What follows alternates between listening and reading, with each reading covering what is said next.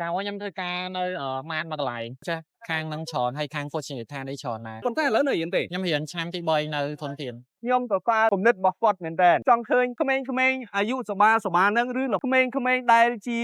ទំពាំងស្នងឫស្សីរបស់យើងគាត់អាចធ្វើបានគាត់ហ៊ានសាកល្បងគាត់ហ៊ានធ្វើគាត់ហ៊ានគិតគាត់ហ៊ានស្រមៃក្រុមការងាររបស់គាត់មានគ្នា4 5នាក់ទេហើយបងប្រុសឆ្លៀតពេលមិនទាន់ទៅរៀនជួយបងប្រុសខ្ញុំក៏ស្អើមែនតើណាគំនិតភាគច្រើនដែលមកហ្នឹងគឺមកពីបងប្រុសដែរហើយបងប្រុសនេះក៏ជាក្មេងដែលឆ្លាតម្នាក់ដែរបងប្អូន ឥឡូវនេះបងប្អូនឃើញក្មេងៗយើងជំនាន់ក្រោយក្មេងៗយើងដែលគាត់ទៅតែមានអាយុ10ឆ្នាំជាងឬក៏20ឆ្នាំអីហ្នឹងពួកគាត់មានគំនិតរកស៊ីទទួលទានខ្ញុំក៏ស្វាគំនិតរបស់គាត់មែនតើចង់ឃើញក្មេងៗអាយុសមាហ្នឹងឬក្មេងៗដែលជា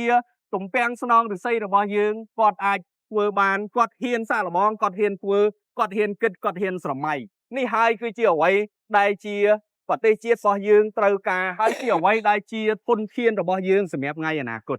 មកឥឡូវសួរបងប្រុសបន្តិចមើលចេះអានេះមកពីណាហើយបានពីបងអូនហ្នឹង Chào anh em thưa ca nơi ở Man mà lại cha khang nâng tròn hay khang phô trình than đấy tròn này ប៉ុន្តែឥឡូវនៅរៀនទេ ខ្ញុំរៀនឆ្នាំទី3នៅធនធាន ឯកទេសអីដែរមួយបង ởរដ្ឋបាលសាធារណៈ សរសើរមែនទែនចេះមានគំនិតឲ្យបងអូនដើម្បីឲ្យគាត់នេះអាចមកលក់ដូរចេះបានណោះហើយដល់ពេលធ្វើខ្លួនឯងយើងជាប់រវល់រៀនដែរណោះ បាទបងបាទ តែមកជួយបានរយៈពេលប្រហែលក្នុងមួយថ្ងៃ ពេលផឹកឡើងពេលខ្លះមក7ជាងបាទខ្ញុំបានទៅសាលាអញ្ចឹងទៅហើយម៉ោង10កន្លះអីខ្ញុំចេញពីរៀនមកខ្ញុំជួយលក់គាត់ចឹងហើយរហូតដល់ថ្ងៃម៉ោង2អីបាទខ្ញុំឈប់ អញ្ចឹងចុះដល់ពេលរសៀលអ្នកណានេះបន្ត ពេលថ្ងៃឡើងខ្ញុំអង្គុយលក់បងចេញពីរៀនមកខ្ញុំអង្គុយលក់តហើយ បងប្អូនយើងប្រកាសជាចង់ឃើញមុខហើយស្ថាបនិកដែលជួយហើយទៅដល់បងអូនប្រុសរហូតដល់ល្បីល្បាញហើយលក់ដាច់មែនទែនមួយថ្ងៃខ្លះដល់100កែវមិនធម្មតាទេសប្បាយចិត្តទេ សប្បាយចិត្តបងពេលបានឃើញបងអូនរៀនជោគជ័យដែរបាទ សប្បាយចិត្តទេនៅពេលដែលបងប្អូនយើងគាំទ្រច្រើនចឹង សប្បាយចិត្តតា អានេះមួយកែវហ្មងមួយ 4មក500 អានោះមាន5000ហើយនឹង6000ណាអាណា6000 ស្តបរីទៅ បាទនេះធ្វើដៃណាមួយណា ចង់ឲ្យបើសាស្នាហ្នឹង តំណងហ៎បងប្អូនអើយគាត់ទៅមើលនេះបាទទាំងទឹកដៃទាំងការងាររបស់គាត់មិនធម្មតាទេបងប្អូនក្មេងតែរូបក្មេងតែអាយុទេហើយតូចតែមានទេបាទបងប្អូនអរគ្នាអាចមើលបានបាទបងប្អូននេះយ៉ាមើលតំណងបាត់ហើយបងប្អូនអើយ អូខេឥឡូវ3កែវរួចជាស្រេចហើយបងប្អូននេះក្មួយធ្វើមិនដល់5នាទីស្រួលបងប្អូនហើយជាតុង1នាទី2នាទីទេប៉ុន្តែឥឡូវបងប្អូនមើលនេះបាទវ៉ាវ3កែវនឹងតំណងមែនតើនេះក្លុកបន្តិចតិចមកអូចូលជាតិហើយបងប្អូននេះបាទចេញមកឆាបាត់ហើយនេះពូភ្លេចសួរតើនេះឲ្យគេធ្វើឲ្យមែនឬក៏មិន បោះពុំហ្នឹង ខ្ញុំសាករសជាតិសិនបាទបងប្អូនបាទសារមួយខ្ញុំឆ្ងាញ់ អូខ្ញុំមិនដែរសាកទេបងប្អូនណាមកឆាហ្នឹងតែដល់ពេលសាកឆ្ងាញ់រសជាតិទឹកដោះគោ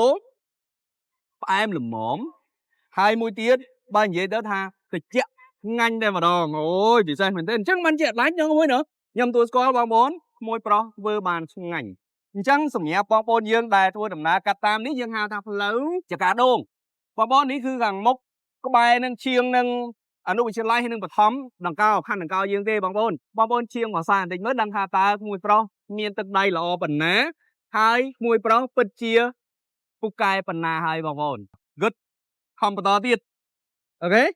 បាទជាចុងក្រោយណែនាំអីឬក៏ផ្ដាំខ្ញែជូនបងប្អូនយើងបន្តិច